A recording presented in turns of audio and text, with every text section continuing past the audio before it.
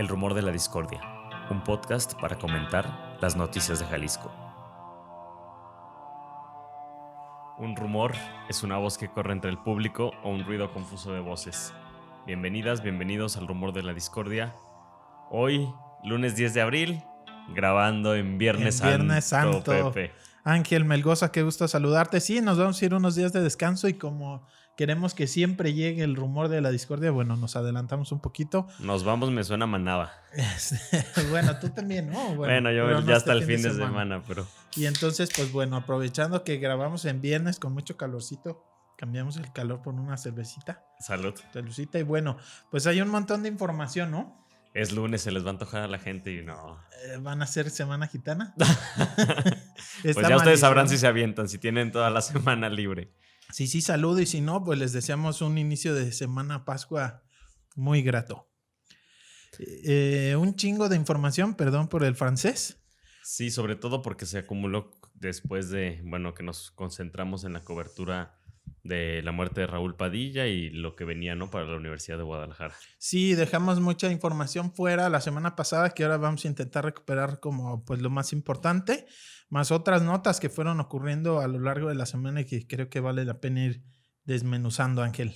Así es, Pepe. Pues iniciemos con los cortes de agua desde el viernes 7 de abril. Esto ya también lo habíamos comentado, ¿no? Que utiliza, decías tú también, ya casi año con año la Semana Santa para hacer cortes de agua y trabajos de mantenimiento. Así es. Más de 1,000 colonias afectadas, 3 millones de habitantes, el 76% del suministro. Así es, o sea, es un pausado, corte bastante grande el que hace el CIAPA. Estamos hablando de que 3 de 5, más o menos, habitantes sin agua esta semana. Y pues bueno, a pesar de todo ello, siguen las fugas, digamos, es esta contrariedad, ¿no? 1,000 colonias sin agua, pero por la falta de mantenimiento, la falta de atención del CIAPA, un arrastre histórico de esta red llena de fugas, pues nos reportaba por ahí Mural esta contradicción. Mientras colonias no tienen agua, otras con estas fugas masivas, justo pues por la mala calidad de la red de distribución de agua. Y también fugas y desperdicio. ¿El desperdicio viene por fuga o viene también como por el uso de...? No, pues porque es fuga y es agua limpia que se tira y en lo que el CIAPA atiende, pues toda esa agua se está desperdiciando, ¿no? Se está tirando a través de fugas. 70,000 fugas anuales. 70,000 es lo que nos reportaba por allá el INDEC, el Instituto Mexicano para el Desarrollo Comunitario, en semanas pasadas, pues con base en información oficial. 70,000 fugas se detectan cada año en el CIAPA y a pesar de ello, pues sigue la falta de mantenimiento. Inclusive decía el INDEC que junto con académicos de la Universidad del Valle de México, la UVM, le habían presentado al CIAPA un proyecto para tecnología nueva que ayudaría a detectar estas fugas y repararlas. Se iba a meter dinero privado, inyectarlo al CIAPA para ese proyecto y que al final el organismo público, sin dar una justificación, lo rechazó. Hay una tecnología que me acuerdo que platicaban, por ejemplo, con los ductos de Pemex, que son estos robots que van circulando por todo el ducto y van registrando incluso el grosor que tiene el ducto, ¿no? Donde incluso presenta posibles fugas, o sea, posibles como quebramientos. Y obviamente, pues ya no se diga los que ya están generados, ¿no? No sé si es ese tipo de tecnología. ¿Hay un porcentaje, un estimado común? ¿Qué porcentaje es el que se pierde? Lo que se reconoce por el CIAPA es 30%, pero ese 30% no todos son fugas. Digamos, es 30% de agua que sale de las potabilizadoras y no se registra en los medidores. Entonces, no se sabe a dónde va. Buena parte son fugas, este tipo de fugas, pues por la red vieja y sin falta de inversión y la falta de esta tecnología para detectarla. También que se tarda muchísimo en atender los reportes, ¿no? Era lo que decía Mural, miles de litros perdidos, las cuadras encharcadas con esas fugas y pasan los días y se tarda mucho el CIAPA en atenderlas. Pero otro tiene que ver con huachicol del agua, tomas clandestinas de agua, claro, y también con algunos usos que no se miden. Por ejemplo, para regar camellones y demás, hay ciertas tomas que no tienen medidor, que nadie paga y que sí se extrae por parte de los municipios o asociaciones vecinales, y es agua que no se mide. Entonces, prácticamente la tercera parte del agua que ya se extrajo del acuífero, se trajo de Chapala, o sea, ya se hizo una inversión para sacarla, se hizo una inversión para potabilizarla y enviarla a las casas. La tercera parte No se sabe dónde quedó. Reconocido por ellos, quién sabe qué. Es información oficial, así es, ¿no? Del Chiapa. Y la industria también, pues me imagino que debe haber ahí unos usos, si están extrayendo de forma ilegal y sobre todo para las empresas puede ser muchísima, ¿no? La cantidad de agua. Sí, también pues un pendiente grande es los morosos del Chiapa. La cartera vencida es grandísima por este derecho humano al agua. El Chiapa no te puede cortar el suministro si no pagas, solo te lo reduce a un mínimo, pero digamos es inconstitucional que te corten el agua como si te cortan la luz, por ejemplo. Entonces hay mucha gente que le pone ahí un diablito o algo y pues sigue teniendo agua sin pagarla a lo largo de años, igual un montón de empresas. Se supo mucho tiempo, por ejemplo, ¿no? Que Jorge Vergara tenía un montón de amparos y de recursos legales para no pagar el agua de OmniLife y otras de sus empresas. Digamos, eso hace muchos años de ello, ¿no? Claro. La Universidad de Guadalajara me parece que tampoco paga el agua. Algunas instituciones públicas, pues que no la pagan, ¿no? Entonces, bueno,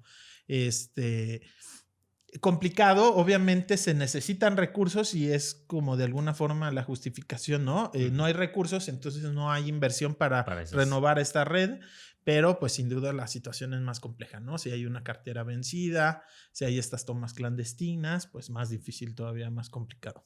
Y en este bloque ambiental también de la semana, digamos de principios del mes, miércoles 5 de abril, el tema del Río Blanco, uno de los más importantes en el norte de la ciudad, contaminado por descargas industriales. Veía que compartías también en redes sociales una imagen, ¿no? Como que comparando el estado, digamos, pues súper contaminado, que decías prácticamente ahora sí se volvió blanco, ¿no? Porque es como de un azul cielo todo. Un azul cielo que no es el color natural del agua, evidentemente. Claro, no parece pintura. Sí, o sea, entonces por eso, o sea, de por sí el Río Blanco, bueno, nace allá en Ixtipac, en la zona de Zapopan, ya muy cerca del Bosque La Primavera, nace ahí en los manantiales y recorre toda la zona norte y termina en la barranca del río Santiago, en la barranca de Huentitán, en la famosa Cola de Caballo, una cascada. Ese es el Río Blanco. Entonces la cascada es del Río Blanco y desemboca en el río Santiago. Así es. Y pues es uno de los más importantes del norte de la ciudad, pero también más contaminados. Ahí ya sabemos el crecimiento de fraccionamientos se ha disparado, ¿no? Valle de los Molinos, uno de los más famosos, Valle Imperial, mucho más, digamos, residencial fresón, digamos, ¿no? Valle Imperial frente a Valle de los Molinos, pero son fraccionamientos muy grandes que pues muchas de esas descargas van al río Santiago sin tratamiento. ¿A través del Río Blanco? A través del Río Blanco, ¿no? Cae al Río Blanco y luego llegan al río Santiago. El problema aquí es que encima de esa contaminación, digamos, de descargas domiciliarias, está esta evidencia de descargas industriales. Hay en la zona muchos, por ejemplo, digo, no puedo yo asegurar que de ahí vengan estos colorantes o estas sustancias que pintaron el Río Blanco un día de rojo, otro día de azul cielo, pero hay muchos, por ejemplo, de azulejos, de ese tipo de materiales. Como porcelana, Ajá, hay muchas industrias en aquella zona, probablemente sea de ese giro o algún otro, ¿no? Lo que no se puede negar es pues que se lo está contaminando de forma industrial, además de la contaminación de los fraccionamientos que hay por ahí. Y pues hubo ya algunas reacciones. Decías, Ana Luisa Ramírez, regidora por Futuro en Zapopan, exigió que el ayuntamiento interviniera, y también el edil de Morena, Alejandro Puerto, presentó un estudio, no sabemos de qué fecha, en el que se muestra que el agua del río tiene 5 veces más coliformes fecales que los permitidos por la norma oficial. Sí, le pagaron un laboratorio. Él dice que en la última sesión de Cabildo presentaron ese estudio. Nada más el documento que sube Alejandro Puerto, el regidor de Morena, no trae fecha, pero en teoría es algo reciente. Y sí muestra pues una cantidad bastante alta de contaminación de coliformes fecales, o sea, caca, ¿no? Básicamente. 5 veces superior. Entonces, muy grave la contaminación de viviendas, que de ahí viene, ¿no? De drenaje que va directo, pero también este rollo de la zona industrial. Y bueno, las imágenes sí impresiona bastante ver ese río de esos colores. que obviamente no es su tono natural.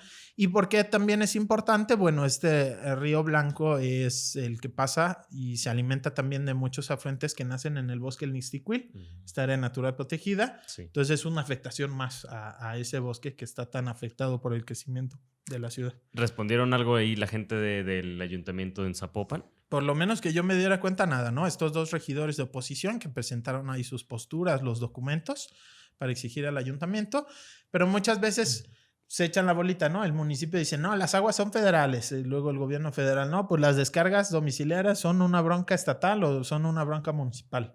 Y siempre se hace complejo el que las autoridades pues tienen responsabilidades encontradas en los temas del agua y muchas veces frente a estos problemas pues todo el mundo saca las manos y se echan la bolita.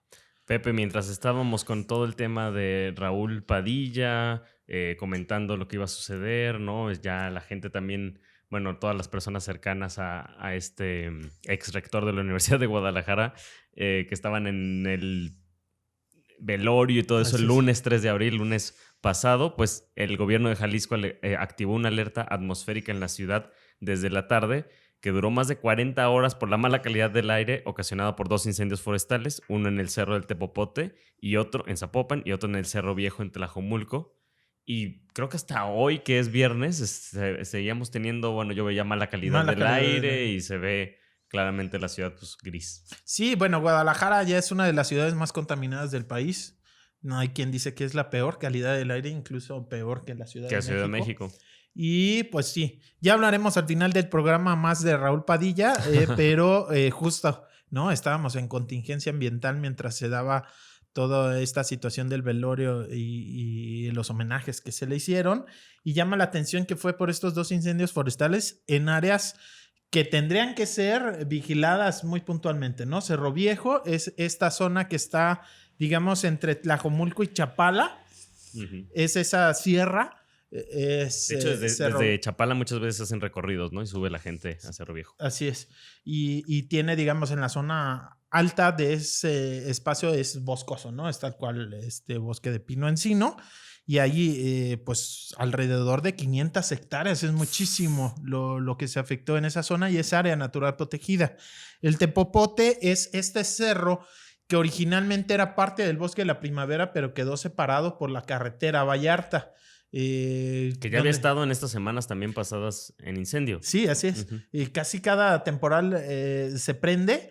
Digamos, es una zona que tiene la ciudad encima, está la carretera y todo, entonces es muy fácil que accidentalmente se le prenda fuego, pero también hay intereses inmobiliarios. Sabemos por ahí que buena parte de los terrenos de ese cerro, zona forestal, es del Instituto de Pensiones del Estado, del IPEJAL, y sí hay interés. Claro, y además de desarrollar vivienda por ahí. Sobre en esa zona. Sí, es un lugar que se reconoce su importancia ambiental y se ha prometido 1000 veces que se le va a dar protección y sigue pendiente. Ya hay los estudios, ya hay las iniciativas en el Cabildo de Zapopan para decretar área natural protegida del Tepopote y pues sigue pendiente. Y pues es una zona muy importante porque a través del Cerro del Tepopote se conecta el bosque de la primavera con otras áreas naturales de importancia como la zona de La Barranca, Huentitán, muy importante, la Sierra de Tezistán, que también está en proceso de ser decretada área natural protegida, o hacia el volcán de Tequila. Entonces, por ejemplo, especies como el puma, que todavía hay en el bosque de la primavera, necesitan estarse desplazando y para llegar a otras áreas naturales necesitan este tipo de espacios naturales tan importantes como el Tepopote y bueno, lamentable, ¿no? Que se hubieran quemado, ¿qué? Por ahí 90 hectáreas en el Tepopote y bueno, más esta afectación en mala calidad del aire para la ciudad. Que de hecho vamos a seguir hablando también del IPEJAL un poquito más adelante. Y recordarles que estamos en este podcast artesanal por si escuchan ruidos de calle. El siguiente tema, Pepe, el desalojo que se dio en Tezistán el viernes 31 de marzo, ahora sí yendo un poquito más para atrás. Con un uso excesivo de la fuerza pública, autoridades de Zapopan buscaron desalojar a pobladores de Lomas de Tezistán. Esto con la justificación de que se encontraban de manera irregular sobre los terrenos de los que fueron desalojados. Sin embargo, familias y vecinos del lugar aseguran ser legítimos propietarios y que las excusas con las que se busca pues sacarlos de sus viviendas están sustentadas en diversos juicios que se han dado de manera irregular. Esto lo anotaba Andrés Peña en Zona Docs el pasado 2 de abril. Sí, aparentemente 13 de marzo y 31 de marzo hubo intentos de la policía violentos con participación de elementos de la fiscalía de desalojar a estas 70 familias, más de 200 personas, que pues viene de juicios que se originaron por ahí del año 2011, de acuerdo con la nota ahí que reportaba el compa Andrés de la Peña. Y bueno, pues es grave porque los habitantes muestran con papeles que la comunidad indígena de Tezistán les cedió como posesionarios estos espacios, tienen años viviendo ahí. Hay que recordar que de acuerdo con las leyes mexicanas, cuando una persona es propietaria de un terreno, pero nunca ha tenido la posesión por 5 años, nunca se ha presentado y alguien más tiene posesión de ese espacio, pues se le reconoce la propiedad, ¿no? Sí. Estas personas tienen por lo menos desde 2010 viviendo en ese lugar. ¿Por dónde quedan estas lomas de Tezistán? Es justo carretera Tezistán, allá en la zona del poblado de Tezistán, ya cerca de Santa Lucía, es la zona norte de Zapopan.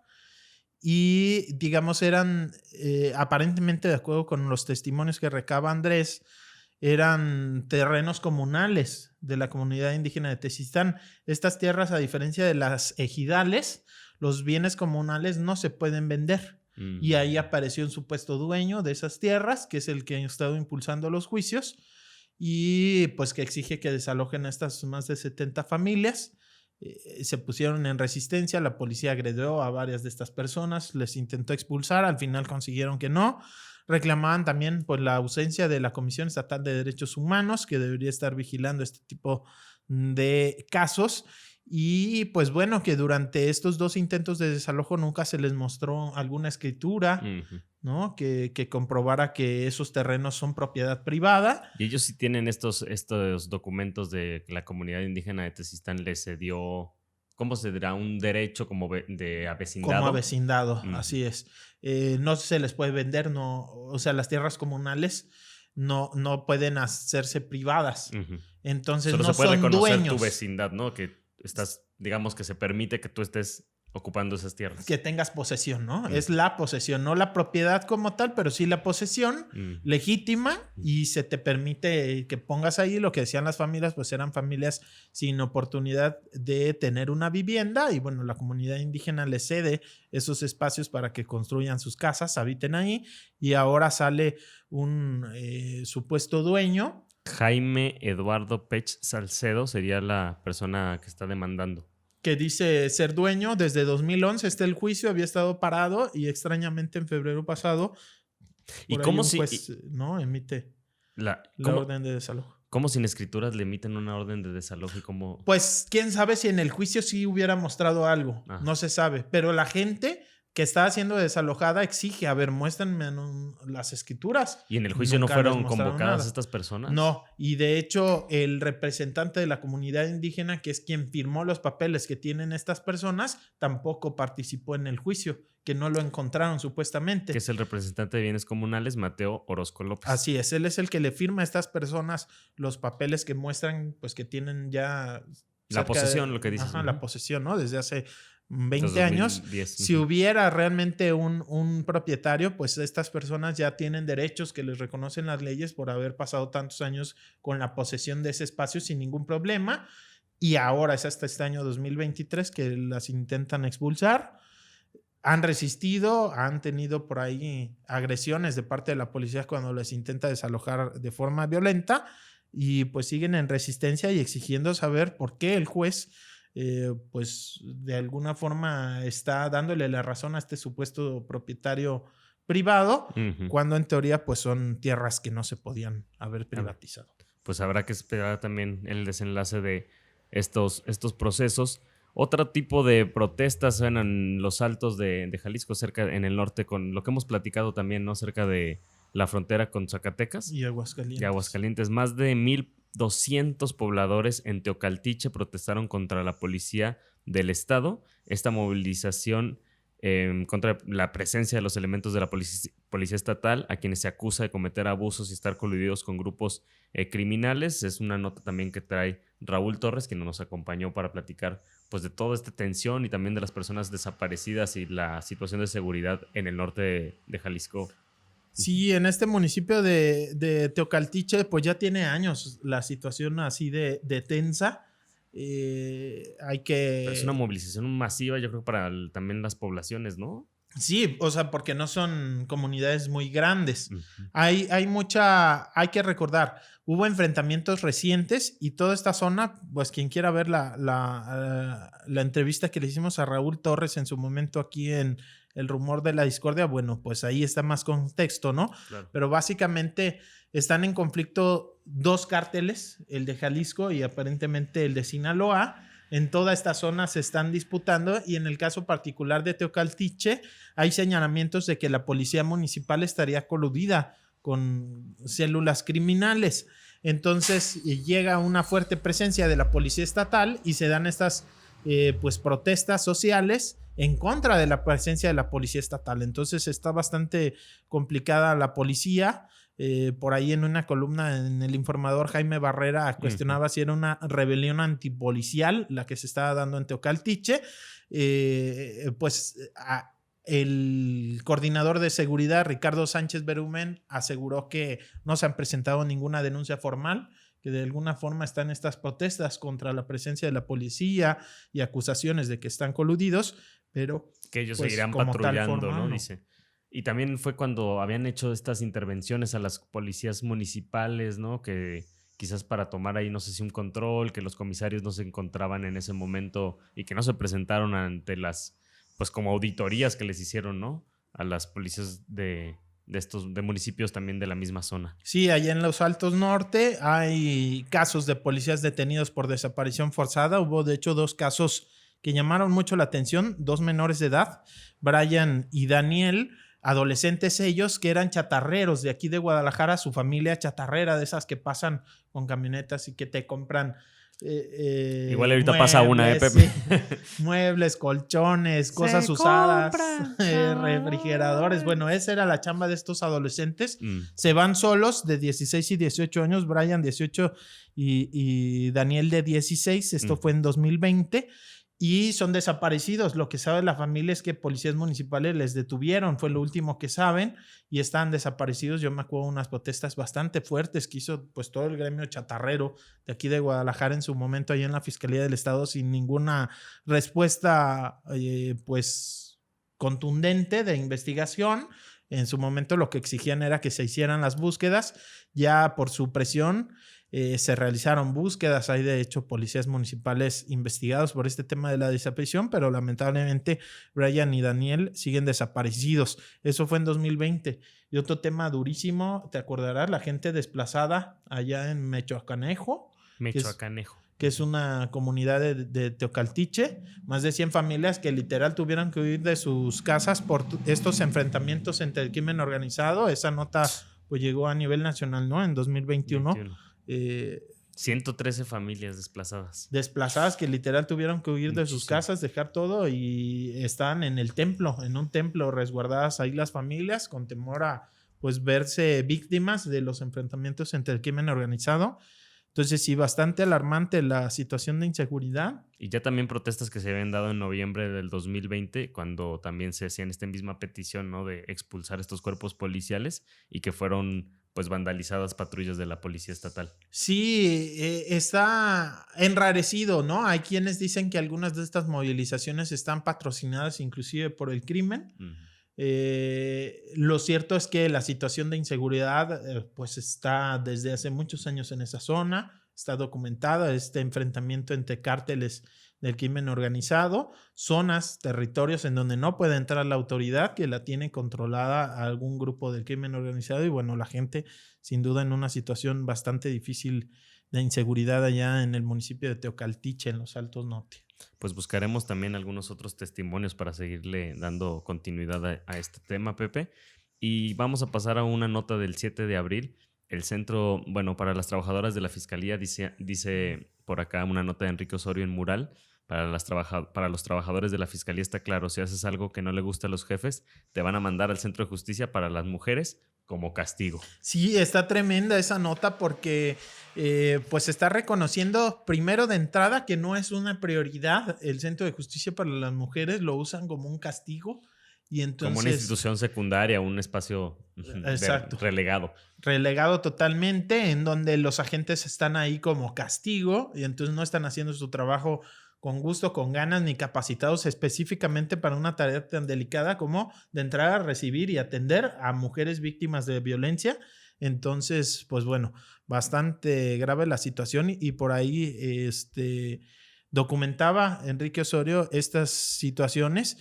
Habla de condiciones laborales inhumanas, jornadas de más de 30 horas que tienen que estar ahí los policías, por supuesto rebasados entre 65 y 85 denuncias al día o por turno les toca atender. Es muchísima pues la cantidad de personas que van a hacer denuncias por violencia contra las mujeres y encima pues hay escaso personal, poco preparado y además molesto, ¿no? Porque están ahí en una situación como un castigo, con condiciones laborales bastante cuestionables y que inclusive cosas básicas como un lugar en donde anotar o material para recabar las denuncias lo tienen que poner de su bolsillo.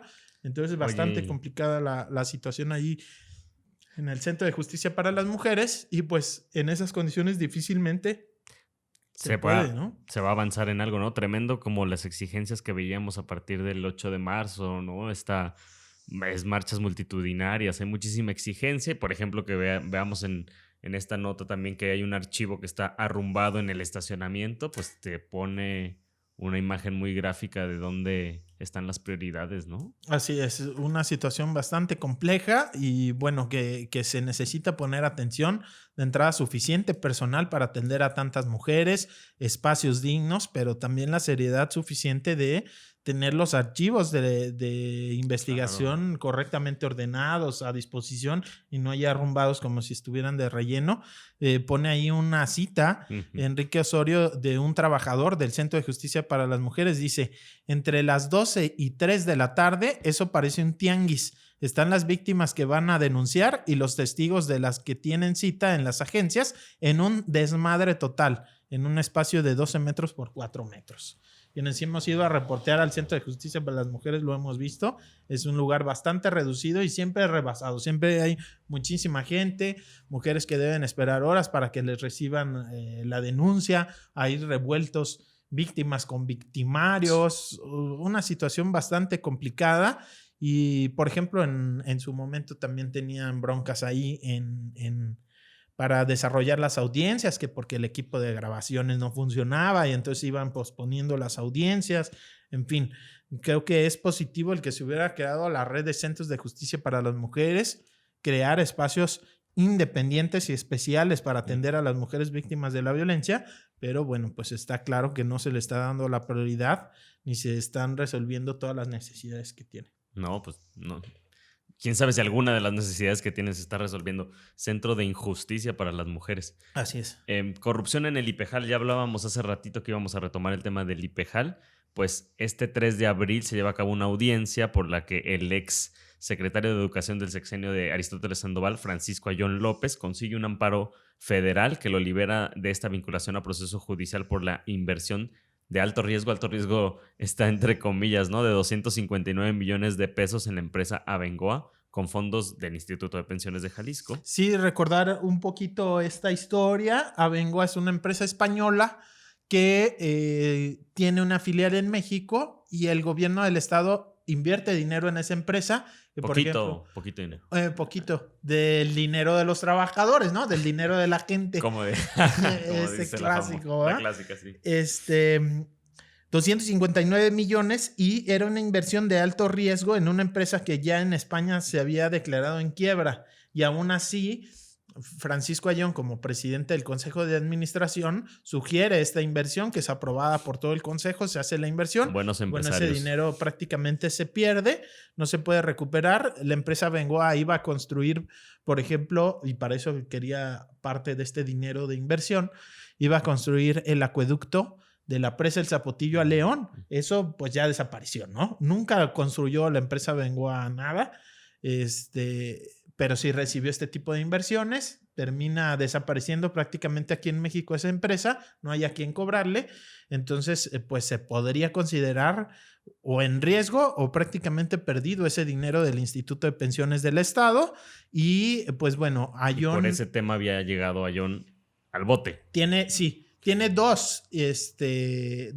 ¿Casos abiertos? casos y por ese ya le dieron el amparo y ya quedó desvinculado a proceso. ¿Estaba vinculado a proceso y en prisión domiciliaria? Sí, primero estaba en la penal, en Puente Grande, pero por cuestiones de salud, ¿no? Es que lo dejan en resguardo domiciliario y el pasado 3 de abril ya pues la libra, ¿no? Lo que dice un comunicado de la Fiscalía Anticorrupción es que prácticamente fue por dos razones, que no estaba, por las dos razones que le dan el amparo, que como presidente del Consejo de Administración no era un funcionario público y el delito por el que lo estaban imputando es un delito de funcionarios públicos. ¿No es un funcionario público el...? Él era un funcionario público, pero el presidente del Consejo de Administración no se le paga por eso, era honorífico.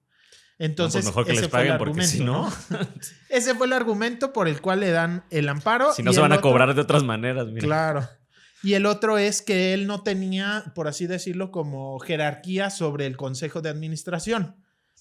Como o sea, que no los obligaba a votar a favor en este tipo de inversión. Lo que dice la Fiscalía y dice que ya está controvirtiendo esta decisión judicial es que si bien como tal presidente del Consejo de Administración no es un cargo público como tal, él estaba ahí en calidad de secretario de Educación, por eso era el presidente. Entonces, pues sí era un funcionario público, aunque como tal no se le pagara, ¿no? Aunque su labor, digamos, de funcionario público no estuviera necesariamente relacionada con el Instituto de Pensiones. Exacto. A él hay que recordar, Ayón era pues de los funcionarios que más confianza tenían del gobernador Aristóteles, era el secretario de Educación, pero también estaba, por ejemplo, en el Consejo de Gobierno del CIAPA, en temas del agua, o en este consejo del Instituto de Pensiones del Estado.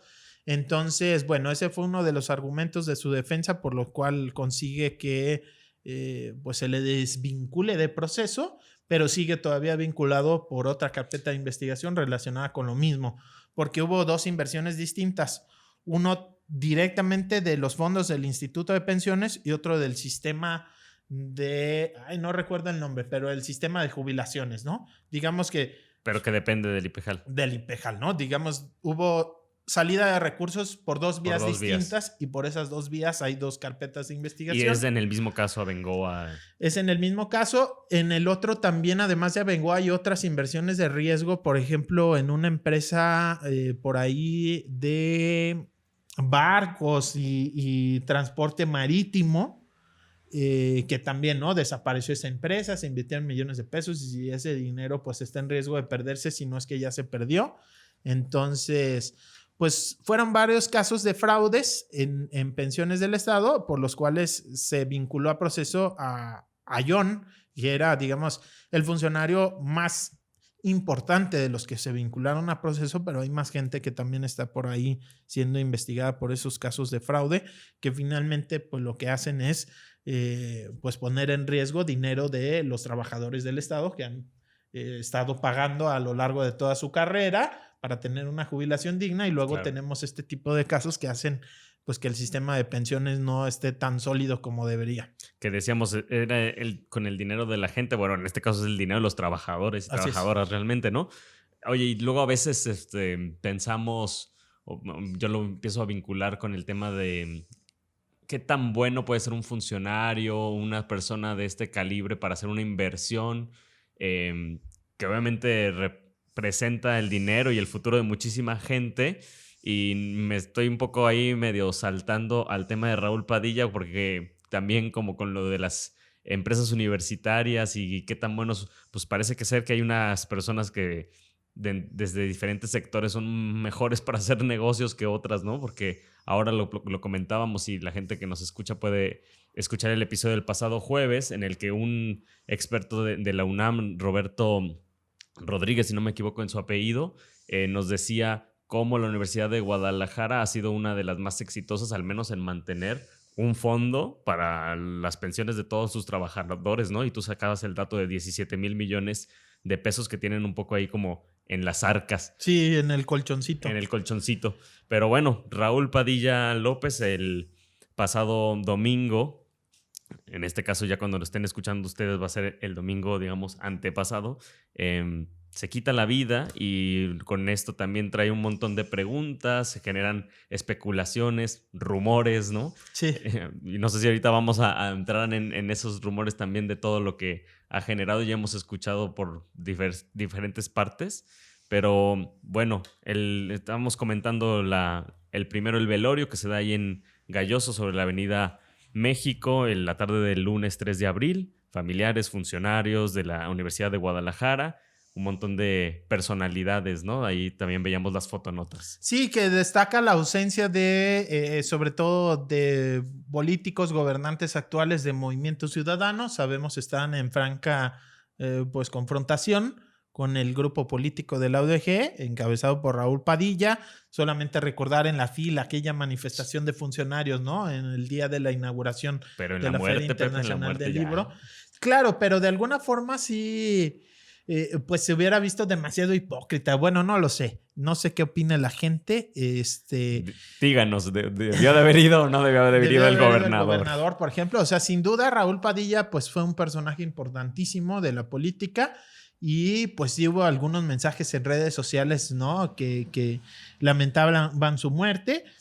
El gobernador confirmó su muerte y dice que en paz descanse y demás. Pero como tal no se presenta al velorio ni tampoco al homenaje que se le hace un día después, el martes, en el Paraninfo. Sí acude, por ejemplo, Juan José Frangé Sade, el alcalde de Zapopan, que pues bueno, es conocido públicamente, su amigo desde pequeño. Amigo de Raúl desde Raúl muy Padilla, pequeño. Muy amigos, muy cercanos y claramente, aunque él sea de Movimiento Ciudadano, pues sí estuvo presente en el velorio y en el homenaje. En el homenaje. De hecho, yo recuerdo en la Feria Internacional del Libro presenta un libro la hija de Frangé que hace podcast. Hizo un libro sobre podcast. Un saludo al podcast de competencia. Ajá. Y Raúl Padilla fue a la presentación del libro, estaba en la primera fila y todo. Ella pues lo reconoce como alguien cercano a una clase de tío, por así decirlo, ¿no? Ashley Frangé.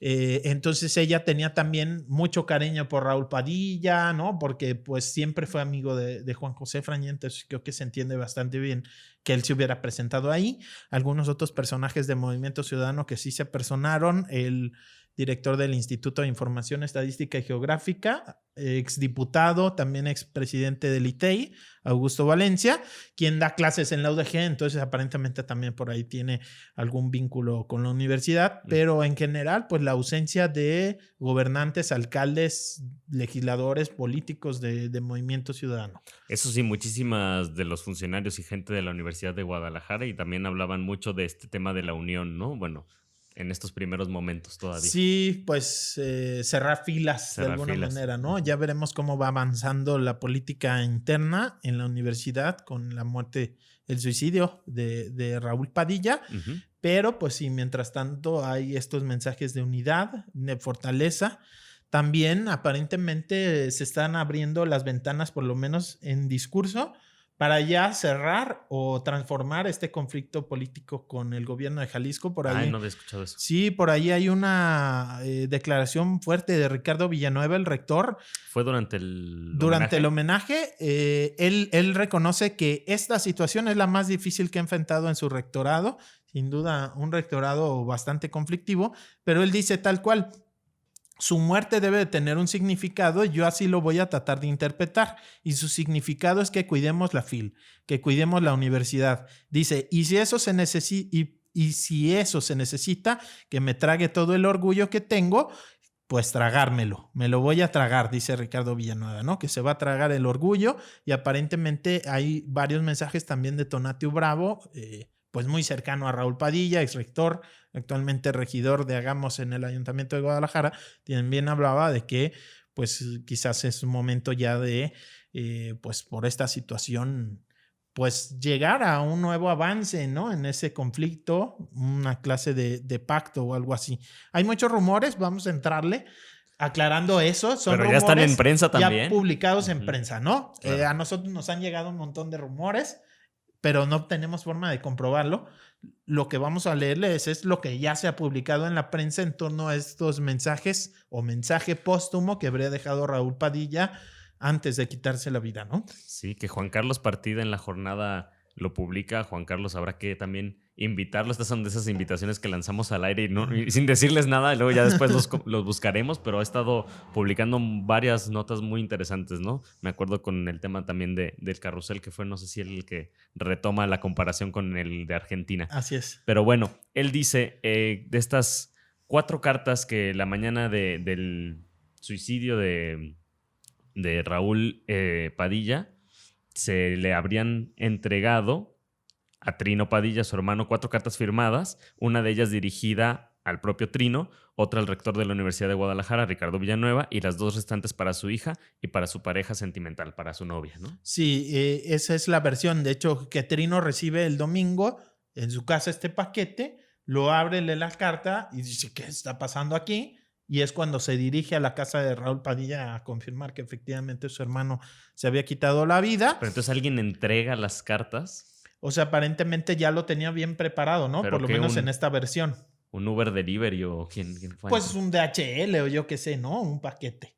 Esa es la versión que está contando Juan Carlos Partida. Uh-huh. También, de acuerdo con esta versión que publica en La Jornada, estas cartas escritas directamente por Raúl Padilla decía algo así como... Por puño y letra dice, ¿no? Dice, ya no les sirvo así, les ayudo más yéndome. Que sería un poco pues la explicación de Raúl Padilla en el sentido de pues por qué decide quitarse la vida. No, pero pues eso abre más incógnitas, ¿no? Claro. ¿Cómo así? O sea, ¿cómo estás? ¿No? Claro. Porque se abren un montón de preguntas. Bueno, decía también con nosotros el lunes pasado Pedro Mellado, tenía una enfermedad avanzada, él era una persona que no iba a dejar en manos de otros como su futuro, pero se abren incógnitas, si había un caso o una carpeta de investigación en contra de Raúl Padilla, si había una posibilidad, aunque fuera quizás remota, pero de llevarlo a enfrentarse penalmente en juicio. Sí, de alguna forma se ha hablado de la salud. De hecho, el mismo Juan Carlos Partida lo menciona en su nota en La Jornada, en donde habla de estas 4 cartas. El problema intestinal, ¿no? Estomacal que tenía, que ya había superado hace muchos años y que aparentemente pues había vuelto y que tendría quizás algo que ver. Uh-huh.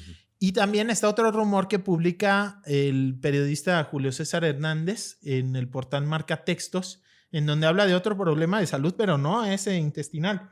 Ah, sí, ¿qué dice? Que aparentemente Alzheimer, que le habrían detectado Alzheimer, así lo publica en su columna en Marca Textos, y que pues como sabemos, pues esta enfermedad que impacta en la mente de las personas, empiezan a dejar de recordar muchas cosas, digamos, ya no están al 100 mentalmente, que por eso también habría sido pues la decisión de Raúl Padilla de quitarse la vida. Con y pinzas que tomar también todo esto, ¿no? Sí, claro, o sea, eso hay que aclararlo, o sea, no está confirmado. Por la autoridad sí está confirmado que existían mensajes póstumos, pero bueno, habría que verlos. Yo creo que con indicaciones, en este caso también muy puntuales, ¿no? Para el rector, para Trino, para el grupo político de la universidad. Sí, y también en Mural publica por ahí Paco de Anda, también en torno a este mensaje póstumo, retoma una muletilla, yo no lo había identificado, pero dice Paco de Anda que era bastante común, que él como para interrumpir, por ejemplo, en una entrevista, cuando estaban hablando algo incómodo para él o intervenciones y demás, que él usaba 3 veces la palabra perdón. Que era perdón, Pepe. Perdón, exacto. Y que aparentemente así cierra esa carta póstuma. Dice, de acuerdo con fuentes consultadas por Mural, en la carta póstuma que escribió de su puño y letra, hizo referencia a los motivos que lo llevaron a quitarse la vida y terminó diciendo 3 veces perdón. O sea, de alguna forma su grupo más cercano ya conocía este perdón, y así es como cierra su carta. Y bueno, a mí me hizo eco con la columna que publica Gabriel Torres Espinosa, el director de Canal 44, también muy cercano a Raúl Padilla, Él publica su columna de esta semana con gracias, gracias, gracias. Entonces, haciendo la misma referencia. Haciendo referencia, ¿no? A esta muletilla. Es lo poco que conocemos que se ha filtrado de estas cartas o carta póstuma de Raúl Padilla, es lo poquito, ¿no? En donde se aventura eso. Y bueno, Julio César Hernández descartaba que tuviera que ver el suicidio con una persecución política o con este decíamos, ¿no? Tema del estómago, sino que más bien tendría que ver con eso de la situación de Alzheimer.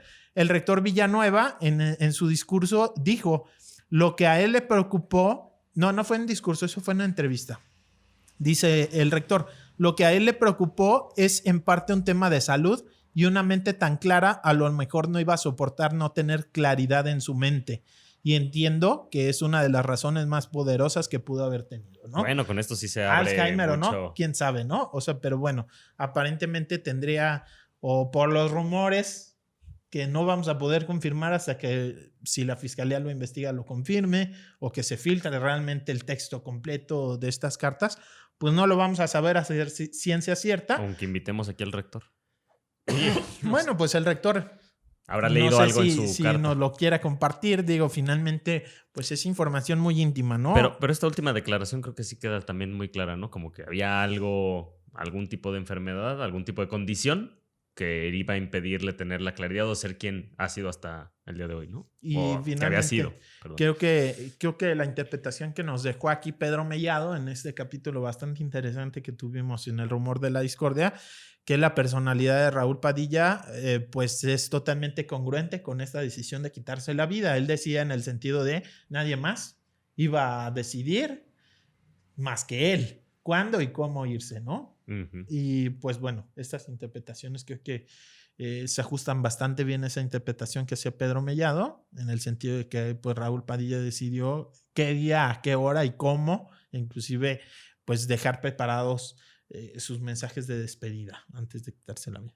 Y bueno, pues seguirá todo el debate y las dudas sobre qué va a pasar con la universidad, cómo se van a empezar a reajustar los grupos que están de poder al interior, ¿no? Desde el lado también del tema cultural, cómo se va a ajustar pues nada, la oferta cultural en la ciudad que tenía tanta importancia a la Universidad de Guadalajara en ella. Creo que se abren muchas preguntas que obviamente vamos a ir encontrando respuestas con el tiempo nada más. Así es. En la última en la rueda de prensa final, le hicieron una pregunta a Raúl Padilla que ya ahora resuena como clarividente, ¿no? Sí, en donde le preguntan a él qué va a pasar cuando usted no esté aquí ya. Y él hasta se ríe y dice... Ya me veo jodido. ¿Qué, sí. ¿No? Y se ríe. Creo que nadie esperábamos que unos cuantos meses después efectivamente él ya no estuviera. Pero él dice, a ver, ya desde hace mucho tiempo esto está preparado el equipo para que tenga continuidad la Feria Internacional del Libro más allá de Raúl Padilla. Y creo que pues... sí deja unos equipos muy sólidos, por lo menos en el Festival Internacional de Cine y en la Feria Internacional del Libro, los eventos culturales quizá más importantes que impulsó, sí deja equipos pues ya muy institucionales, digamos, que ya saben, ¿no? El cómo se hace, que ya tienen muy bien definido cómo preparar una feria del libro y pues ojalá se conserven, ¿no? Tan fuertes como son estos eventos, sin duda importantes para la ciudad y para el país. Y sin duda mucha gente no le va a gustar, quizás en especial al gobernador del estado, pero por muchos años creo que vamos a seguir recordando estas 3 repeticiones. Perdón. Pepe, pues muchas gracias por el episodio. De qué a ti, Ángel, y bueno, vamos viendo qué pasa en la semana.